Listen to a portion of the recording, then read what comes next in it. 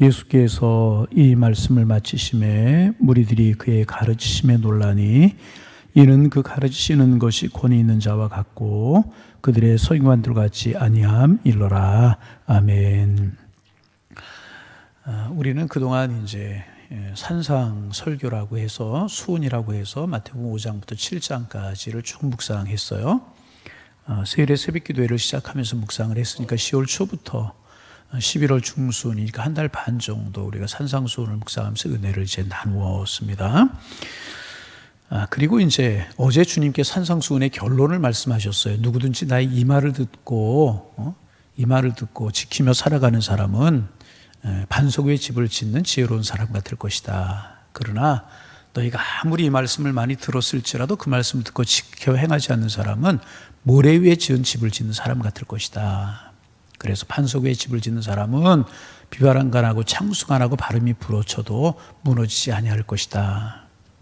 그런데 모래 위에 집을 짓는 사람, 비바람이 치고 창수가 나면 그 집이 금방 무너져 내릴 것이다. 여러분, 집을 다 지었어요. 보기에 다 좋았고 튼튼해 보이고 아름다워 보였어요. 겉으로의 신앙 다 좋은 것 같고 믿음 다 좋은 것 같고 평소에는 다 좋은 것 같아요.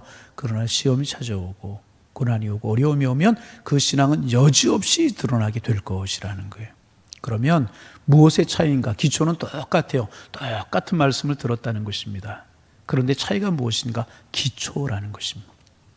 내 감정에 이제까지 신앙생활 해온 내 신앙의 어떤 방식에 내 고집에 근거하느냐 아니면 하나님의 말씀에 근거하느냐 이것이 중요하다는 것입니다. 여러분, 오늘 여러분의 신앙은 오늘 여러분이 그렇게 말하는 것은 오늘 여러분이 그렇게 행하는 것은 무엇에 근거하는 것입니까? 내 감정에 근거한 것은 혹은 아닙니까? 이제까지 신앙생활로 내 방식에 근거한 아닙니까? 전통에 근거한 것 아닙니까? 아니라는 것입니다. 우리의 삶의 근거는 예수님께 있어야 되는 것입니다. 우리의 신앙의 근거는 예수님의 말씀에 있어야 되는 것이라는 것입니다. 내가 오늘 왜 그렇게 행하고 왜 그렇게 말하냐고 물으면 예수님의 말씀이기 때문에 그렇게 한다고 말할 수 있어야 될 것이라. 그런 사람은 크고 작은 시험, 사람의 말 한마디 그런 것에 흔들리지 않고 굳건한 믿음의 길을 걸어간다는 거예요. 또 삶에 고난이 있고 질고가 있을지라도 절대로 흔들리지 않는다. 이런 삶만 살아갈 수 있다면 얼마나 멋있는 삶이겠습니까? 우리 모두 다 이런 삶을 살아가는 지혜로운 사람들이 다 되실 수 있기를 주님의 이름으로 축복합니다. 우리는 그렇게 주님과 주님의 말씀에 근거해 다시 한번 반복합니다. 그렇게 행하고 그렇게 말하고 그러는 근거가 무엇입니까? 내 감정, 내 고집 아닙니까? 아니면 주님의 말씀이십니까? 이거 우리 물을 수 있어야 되고 그래서 늘 든든한 삶을 살아서 결코 흔들리지 않는 무너지지 않는 그런 삶을 살아가시는 축복이 우리 모두에게 있기를 주님의 이름으로 축복합니다. 그리고 이제 그 예수님의 설교를 들은 말씀을 들은 무리들의 반응이 오늘 본문에 기록되고 있습니다. 다시 한번 28절 29절 짧기 때문에 그런 예수님의 설교를 들은 무리들의 반응은 어떤 것인가 그런 마음 가지고 다시 한번 27절 28절 29절 읽어봅니다. 읽습니다. 예수께서 이 말씀을 마치심에 무리들이 그의 가르치심에 놀라니 29절 이는 그 가르치시는 것이 권위 있는 자와 같고 그들의 서기관들과 같이 아니함 일러라. 마태복음은 마태가 기록한 복음서이잖아요. 오늘 예수님의 설교가 끝난 다음에 마태가 느낀 소감을 두 가지 기록하고 있어요. 무엇인가? 무리들이 이 가르치심을 듣고 놀랐다는 것입니다. 그러면 왜 놀랐느냐? 예수님의 가르치심이 권위가 있었고 서기관들과 바리새인들과 같지 않았기 때문에 놀랐다는 것입니다. 예수님의 말씀을 들은 무리들의 반응을 한마디로 말하면 심각하고 깊은 충격을 받았다는 것입니다. 여러분, 이것은 단순한 놀람이 아니었습니다. 굉장한 충격을 내포하는 놀람인 것입니다. 여러분, 그렇습니다. 예수님의 말씀에는 충격이 있고 우리의 신앙은 그 충격에서부터 시작이 되게 되는 것입니다. 충격이 없으면 변화가 없는 것입니다. 어제, 오늘, 내일 똑같은 삶을 살게 되고 변화가 없게 되는 것입니다.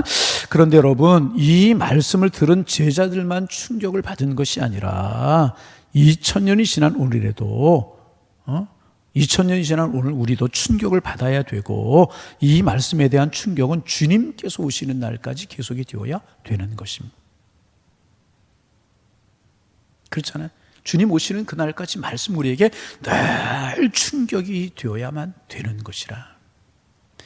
성경을 펼 때마다 그 말씀이 충격이 되어야 되는 것이고, 말씀을 들을 때마다 그 속에서 들려오는 은혜로 충격을 받아야 되는 것입니다. 그 충격은 두 가지일 수 있습니다. 너무나 감격해서 받는 충격이 있을 수 있고, 말씀 앞에 내 자신을 비춰보니까 내가 너무나도 부족한 것을 깨닫고 받는 충격이 될 수가 있어야 될 것이라는 거예요. 여러분, 늘 말씀에 대한 충격이 우리에게 넘쳐나기를 소망합니다. 어느 교회에서 말씀 수련회를 했다고 그래요. 우리가 성경을 봐야지 그러면서 말씀이 손에 잘 안 들리잖아요. 그래서 이제 일주일 동안 시간을 정해서 이제 기도원에 가서 식사하고 성경 보고 잠자고 성경 보고 기본적인 잠만 자고 한 주간 동안 성경 한독을 통독하고 내려오는 그런 수련회가 이제 있었다고 그래요. 그렇게 하는 교회들도 종종 있고 또 교회에서 하는 그런 교회들도 있고 그래요. 한 목요일쯤 돼가지고 저녁에 이제 한 10시 반, 11시쯤 성경 통독을 쭉 모여서 하고 마치고 숙소로 다 들어갔다는 거예요. 그리고 나서 한 30분, 1시간 계시다가 목사님 교인들의 숙소를 이렇게 편히 쉬나 돌아보다 보니까 시간이 참 많이 늦었는데도 어느 방에서 불이 켜져 있었대요. 그래서 어느 분이 늦게까지 뭐 하시나 보다. 다시 한번 노는데 그때까지 늦은 시간까지 불이 켜져 있어서 이제 누구 숙소인가 봤더니 연세 많으신 권사님 숙소였다는 거예요. 그래서 권사님 늦게까지 왜 안 주무시나 편찮으신가 그리고 문을 두드렸더니 대답이 없더라는 거예요.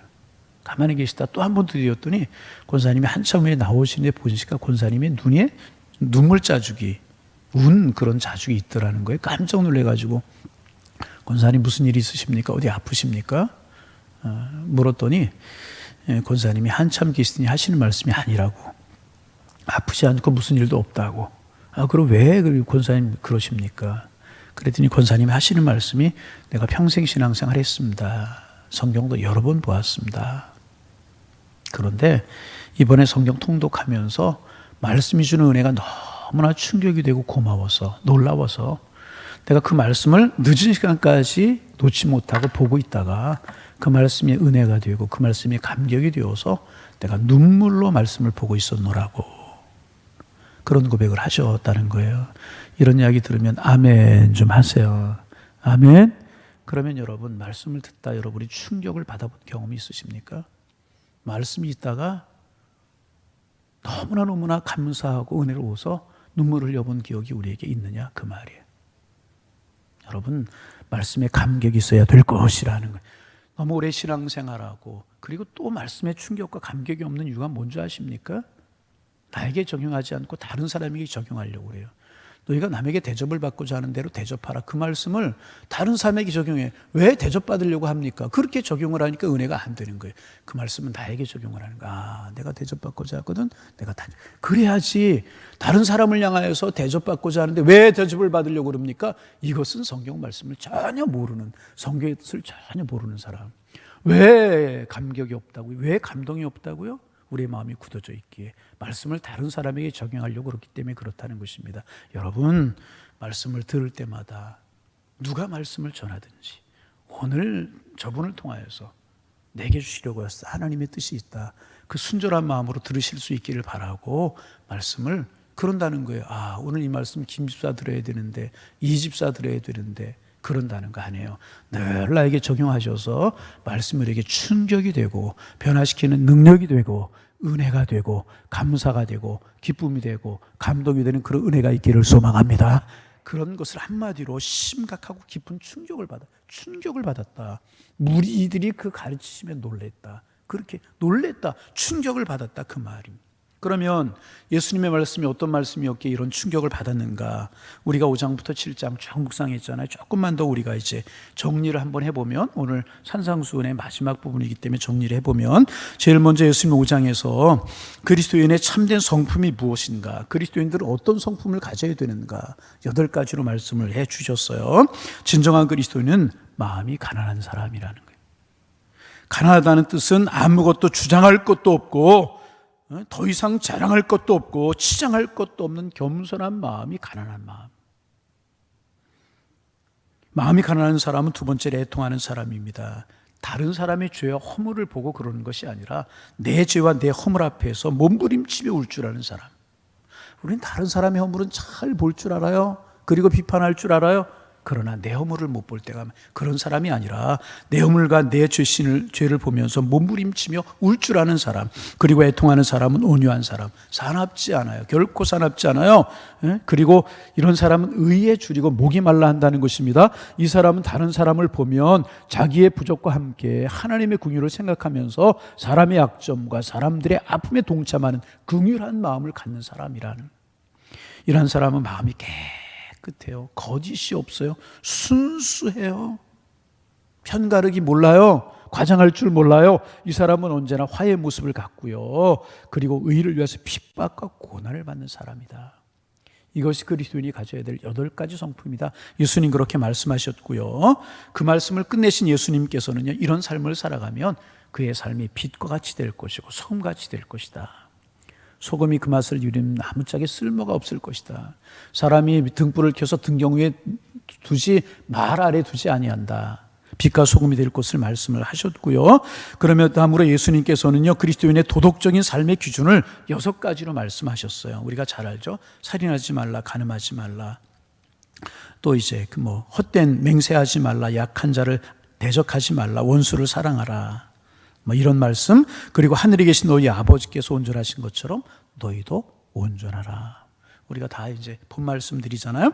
또 6장에서 예수님은 도덕적인 삶의 한 걸음 더 나아가 신앙적인 삶의 기준을 말씀해 이제 주셨습니다. 신앙은 사람 앞에서 행하는 것이 아니고 하나님 앞에서 행하는 것이다. 그리고 그 보상도 사람 앞에서 받는 것이 아니라 하나님 앞에서 받는 것이다. 우리가 자꾸 염려가 되고 그러는 이유가 뭐예요? 사람 앞에서 보상을 받으려고 하기 때문에. 아니에요. 하나님 앞에서 보상을 받는 것이라고 말씀하셨고, 그 구체적인 적용으로 구제를 말씀하셨어요. 오른손이 하는 것을 왼손이 모르게 하라. 은밀하게 하라.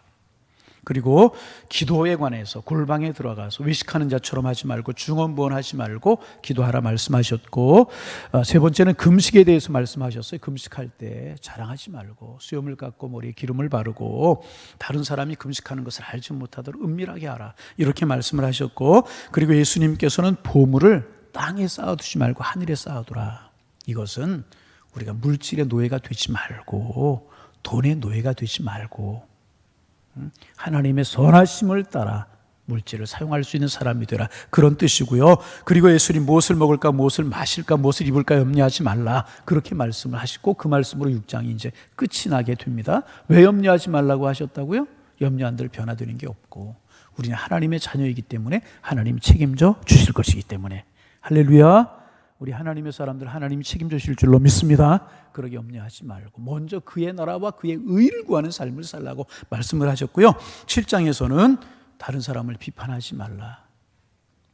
비판하는 그 비판으로 너도 비판을 받게 될 것이다 하시면서 적극적으로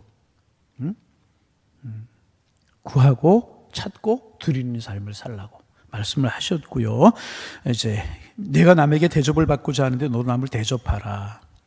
그리고 이제 13절부터 좁은 문으로 돌아가라, 그렇게 말씀하셨고, 거짓 선자들을 삼가라, 이런 말씀 예수님께서 하셨습니다. 이런, 제가 왜 이렇게 다시 한번 산상수훈을 정리하느냐, 왜 요약하느냐, 예수님의 이런 말씀을 듣고 들은 무리들은 큰 충격에 빠졌다는, 놀라운 충격에 빠졌다는 것입니다. 왜 그렇습니까?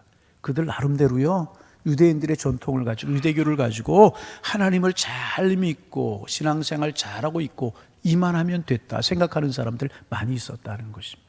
그런데 신앙생활 잘하고 있고 믿음생활 잘하고 있다고 생각했는데 말씀을 들으면서 그렇지 못한 자신들의 모습을 발견하는 것이라. 자신들의 그렇지 못한 자신들의 모습을 발견하고 큰 충격을 받게 되었다는. 여러분, 말씀이 우리에게 충격으로 다가오기를 소망합니다. 늘 말씀을 들을 때마다 우리의 마음에 감동이 있어야 될 것이라. 어제도 말씀을 드렸죠? 그래서 같은 씨가 떨어졌어요. 같은 씨가. 어떤 밭에서는 열매가 전혀 없어요. 싹이 나지 않아요. 왜? 가시덤불이 있기 때문에, 돌짝밭이기 때문에, 길가기 때문에, 탁탁하게 굳어져 있기 때문에. 그때 어떤 밭에 떨어졌는데 그 밭에서는 30배, 60배, 100배의 결실을 맺었어요. 여러분, 30배, 60배, 100배 결실할 수 있는 이 마음밭이 감동이 있고 은혜가 있고 감격이 있는 그런 마음밭 아니겠습니까? 반복합니다. 여러분, 은혜가 있기를 원합니다. 이 무리들처럼 놀람이 있고 충격이 있기를 바랍니다. 거기에서부터 신앙생활이 시작이 되는 것이고요. 그렇잖아요. 예수 그리스도의 복음을 듣는 순간 예수님이 나의 죄를 위해 십자가에 달려 돌아가셨다. 그 예수님이 나의 죄를 위해 물과 피를 다 쏟으셨다. 그를 믿기만 하면 내가 죄 사함 받고 내가 영원한 생명을 얻는다는 이 말씀이 여러분 얼마나 큰 충격입니까? 여러분, 이것보다도 놀라운 충격이 없지 않습니까? 그런데 거기서 끝나지 않고 늘 말씀이 우리에게 충격으로 다가오고 늘 말씀이 은혜로 다가오고 늘 말씀이 우리에게 감동으로 돌아올 수 있기를 주님의 이름으로 축원합니다.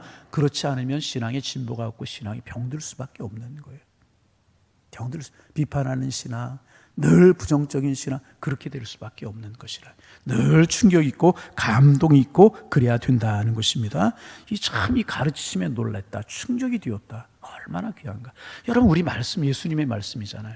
여러분, 오늘 우리도 큰 충격과 감동이 은혜가 있기를 바라고, 우리도 말씀을 들으며 충격을 받고 읽으면서 감동이 있는, 그래서 늘 성숙이 되고 늘 주님과 갖고 오시는 그런 은혜가 우리 속에 넘쳐나기를 소망합니다. 말씀이 불이 되어서 우리 속에 있는 죄를 태우고, 말씀이 칼이 되어서 우리의 영혼을 찌르고, 말씀이 몽둥이가 되어서 우리의 정욕과 우리의 육신의 소욕들을 후려치는 이런 경험들이 우리에게 날마다 있어야 될 것이라. 말씀의 충격을 받지 않는 사람은 세상의 모든 시시한 일에 충격을 받아요. 그러나 말씀의 충격을 받고 변화를 받으면 어떤 경우에도 견딜 수 있는 인격과 영적인 태도를 가지게 되는 것이라. 이런 사람이 반석 위에 집을 지은 사람이고, 이런 사람은 세상에서 실패하고 조롱을 받게 되어도 충격을 받지 않아요. 어떤 핍박을 받아도 두려워하지 않고요, 잘 견뎌내고요, 원망과 시비하거나 불평하지 않아요. 돈이나 명예의 지위에 대해서도 자유롭습니다. 이런 사람이 그리스도 안에서 승리한 사람이라는 거예요. 그래서 여러분, 성경을 보면 이 말씀에 충격을 받았던 사람들 많이 있잖아요. 여러 사람 이야기할 수 있지만 제일 먼저 아브라함 이야기할 수 있잖아요. 아브라함 75세에 갈대아 우리에서 하나님의 음성을 들었습니다. 얼마나 충격을 받았습니까? 그의 인생이 완전히 변화가 되었잖아요. 모든 것 버려두고 본토 아비집을 떠났어요. 복의 근원이 되었잖아요. 모세 80세 때 하나님의 산 호렙에서 하나님을 만나왔습니다. 떨기나무 가운데 꺼지지 않은 불꽃 가운데서 말씀하시는 하나님의 말씀을 들었고요, 그 인생이 변화가 되었잖아요. 그뿐입니까? 여호수아, 사무엘, 이사야, 예레미야, 아모스, 호세아, 구약의 수많은 인물들, 신약의 베드로와 12 제자들, 사도 바울, 그 제자들 모두가 말씀에 사로잡혔던 사람들 아니겠습니까? 여러분, 반복하지만 오늘 우리도 하나님의 말씀 앞에 이런 깊은 충격을 받을 수 있어야 돼요. 말씀 앞에 겸손하고, 말씀 앞에 늘 겸손하고. 여러분, 하나님의 말씀은 하나님의 감동으로 된 것입니다. 사람의 감동으로 된 것이 아니라 하나님의 감동으로 된 것이라. 그래서 여러분, 소설이나 우리가 무슨 책 같은 거 읽으면 한두 번 지나면 오는 감동이 별로 없어요. 그러나 성경은 하나님의 감동이기 때문에 들을 때마다 새로운 감동이 오고, 읽을 때마다 새로운 충격이 주어지게 되고, 말씀을 대할 때마다 새로운 은혜에 우리가 사로잡히게 되게 되는 것이라는 것입니다. 이런 은혜가 우리 모두에게 있어지기를 주님의 이름으로 축원합니다. 그래서 오늘 기도 제목, 우리가 해야 될 것 많이 있지만 말씀 앞에 겸손해지고, 말씀이 우리에게 충격이 되게 하시고 감동이 되게 하여 주옵소서. 여러분, 그런 기도, 우리의 기도가 될 수 있기를 주님의 이름으로 축복합니다. 두 번째 부문에서 발견할 수 있는 것이 있어요. 29절에 보면 예수님의 말씀에 권위가 있었다, 그렇게 말씀하고 있어요. 여러분, 예수님은 실제로요, 하늘과 땅의 모든 권세를 가지신 분이십니다. 하늘과 땅의 모든 권세를 가지신 분 누구? 예수님. 그런데 권위 자체이신 분이 누구예요? 하나님이십니다. 그런데 마태복음 28장 18절에 있는 것처럼 그 권위를, 하늘과 땅의 모든 권세를 내게 주셨으니, 하나님께서 모든 권세를 예수님께 주셨다는 것입니다. 그래서 예수님은 하늘과 땅의 모든 권세를 가지신 분이십니다. 그런데 우리가 알아야 될 것이 또 하나가 있어요. 그런데 하나님께서는요, 우리들에게도 권위를 주셨다는 것입니다. 무슨 권위를 주셨는가? 하나님의 자녀됨의 권세를 주셨다는 거예요. 영접하는 자 곧 그 이름을 믿는 자들에게는 하나님의 자녀가 되는 권세를 주셨다. 여러분, 우리는 하나님의 자녀입니다. 하나님의 자녀라고 하는 권세가 여러분 대단히 큰 것입니다. 사탄의 권세가 우리를 지배하지 못하고요. 세상의 권세가 우리를 지배하지 못하고요. 지옥 권세가 하늘의 권세로 말미암아 우리에게서 떠나버리고 말았다는 거예요. 얼마나 놀라운 사실입니다. 여러분, 당당하게 세상을 살아가시기를 바랍니다. 하나님께서 예수님에게 권세를 주셨고 그 예수님 우리에게 권세를 주셨는데 가장 큰 권세가 무엇인가? 하나님의 자녀가 되는 권세. 여러분, 하나님의 자녀라고 하는 거 결코 시시한 것 아니에요. 하나님의 자녀, 그 이름 앞에 마귀의 권세가 물러가고요, 사탄이 물러가고요, 세상이 범접하지 못할 놀라운 권세가 하나님의 자녀가 되는 권세인 줄로 믿습니다. 하나님의 자녀가 되면 우리에게 생명이 있는 거예요. 늘 시간이 좀 가지만 늘 그런 이야기 하죠. 결함이 두 개가 있어요. 무정란이고 유정란이에요. 겉으로 보기에는 똑같아요. 구별할 수 없어요. 무정란, 유정란 누가 비교할 수 있습니까? 그런데 21일 동안 암탉이 품든지 부하게 넣으면 무정란은 썩어버려요. 유정란에서는 생명이 나와요. 병아리가 나와요. 우리 겉으로 보기에는요, 세상 사람들보다 초라할 수 있고 부족할 수 있고 더 나은 것이 없어 보일 수 있어요. 그러나 우리 육신이 깨어지고 우리의 생이 다른 날 세상 사람들은 지옥 멸망이지만 우리 하나님의 사람 천국 영원한 하늘의 권세인 줄로 믿습니다.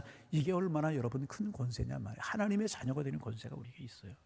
여러분, 우리에게 이런 권세가 있음을 믿으시기를 바랍니다. 코로나로 인해 세상이 어렵지만 이 하나님의 권세를 가진 우리는 세상을 살아가는 방식이 달라요. 당당하게 살 수 있어야 돼요. 우리의 생명도 우리의 건강도 누구에게 있다? 하나님께 있다. 여러분, 당당하게 세상을 살아가시기를 바랍니다. 뿐만 아니라 아버지는 아버지로서의 권위를 주셨고 어머니는 어머니로서의 권위를 가정에서 주셨어요. 세상의 통치자들에게는 통치자로 권위를 주셨고 영적인 지도자들에게는 영적인 권위를 주셨어요. 그런데 오늘날에는 권위가 다 무너져 버린 세대가 되었잖아요. 가르치는 선생님의 권위가 땅에 떨어지고 영적인 지도자의 권위가 땅에 떨어지고 통치자들의 권위가 땅에 떨어지고 그런 세대가 되었잖아요. 왜 그렇습니까? 권위는 내가 스스로 갖는 게 아니에요. 목사라고 해서 목사 권위 스스로 가져요? 아니에요. 다른 사람이 세워줘야 권위를 갖는 거예요. 장로님에서 권위 스스로 권세를 가져요? 권위를 아니에요. 존경받을 수 있고 사랑받을 수 있게 하고 사람들이 존경하고 사랑할 때 그것이 권세가 되게 되는 것이라는 거예요. 그런데 권위가 무너지고 권위주의만 남아가지고 권위가 땅에 떨어진 세대가 되었단 말이죠. 그럴지라도 우리는 권위를 인정할 줄 알아야 될 것이라, 권위를 세워줄 줄 알아야 되는 것이라는 것입니다. 예수님에게는요, 하늘의 권세가 있었고 섬기는 권세가 있었고 사랑과 겸손의 권세가 있으셨잖아요. 예수님의 권세 어떤 권세예요? 섬기는 권세였잖아요. 제자들의 발을 씻기시고 치유해 주시고 그런 권세였다는 것입니다. 여러분, 진정한 권위자이신 예수님을 바라보기를 소망합니다. 그리고 그 말씀대로 산다면 반드시 이루어질 것이라고 하는 사실을 우리 믿을 수 있어야 될 것이라. 오늘 본문에 예수님은 가르치는 권세가 있으셨다고 그랬어요. 가르치는 권세, 사람의 권세가 아니라 하나님 주신 권세인 것입니다. 예수님은 하나님의 아들로서의 권위를 가지셨고요, 또 하나님으로서 권위를 가지셨고 마지막 날에 심판자로 오실 권위를 예수님은 가지셨습니다. 재림주로 오셔서 세상을 심판하실 것이라. 여러분, 말씀을 정리합니다. 우리에게 말씀에 대한 충격이 있어야 될 것이라. 감동이 없는, 마지막 때가 되면 피리를 불어도 춤을 출 줄 모르고 슬픈 일이 있어도 애곡할 줄 모르는 세대가 된다고 그랬잖아요. 우리는 말씀에 대한 충격이 있어야 돼요. 은혜가 있어야 된다는 거죠. 감동이 있어야 된다는 거죠. 그래야 세상의 충격을 이길 수가 있습니다. 또한 세상을 구원하기 위해서는요, 진적인 영적인 권세가 하나님의 사람들에게 있어야 돼요. 여러분 기억하시기를 바랍니다. 우리는 하나님의 자녀가 되는 권세를 우리에게 주셨어요. 권세를 가지고 당당하게 세상 속에 세상에 하나님의 말씀을 선포하고 구원을 선포하는 하나님의 사람들로 살아가실 수 있기를 주님의 이름으로 축복합니다. 그리고 그 권위를 가지고 세상을 이기며 당당하게 살아가는 하나님의 사람들 될 수 있기를 주님의 이름으로 축원합니다. 기도하겠습니다. 하나님, 늘 말씀 우리에게 충격으로 다가올 수 있도록 인도하여 주옵시고 딱딱한 마음의 밭을 기경하게 하셔서 30배, 60배, 100배 결실할 수 있는 마음의 밭이 될 수 있도록 인도하여 주옵소서. 하나님, 늘 말씀을 사모하고 말씀 앞에 겸손하게 하셔서 놀람과 충격이 있게 하셔서 믿음의 진보를 가져오게 하시고 신앙의 성숙이 우리에게 이루어질 수 있도록 도와주옵소서. 하나님, 예수님에게 권세가 있으셨던 것처럼 그 권세 하나님이 주셨는데 우리에게 하나님의 자녀됨의 권세가 우리가 있음을 인정하게 하시고 알게 하시고 당당하게 권세로 세상에 복음을 전하며 세상에 승리하며 살아가는 하나님의 사람들 다 될 수 있도록 도와주옵소서. 성령의 은혜를 사모하고 하나님의 사랑을 사모하며 살아갈 수 있는 저희가 될 수 있도록 인도하여 주옵소서. 오늘도 이 권세로 살아가고 이 말씀의 감동으로 세상을 이기며 살아갈 수 있는 저희가 될 수 있도록 축복하여 주옵소서. 기도의 제목 가지고 이 아침 주님의 성전에 올랐습니다. 하나님, 기도의 문 열어주시고 기도 제목들 생각나게 하시며 하나님과 우리가 하나 되며 주의 사랑 깊이 경험하는 축복의 시간 삼아 주옵소서. 예수님의 이름으로 기도하옵나이다. 아멘. 하늘에 계시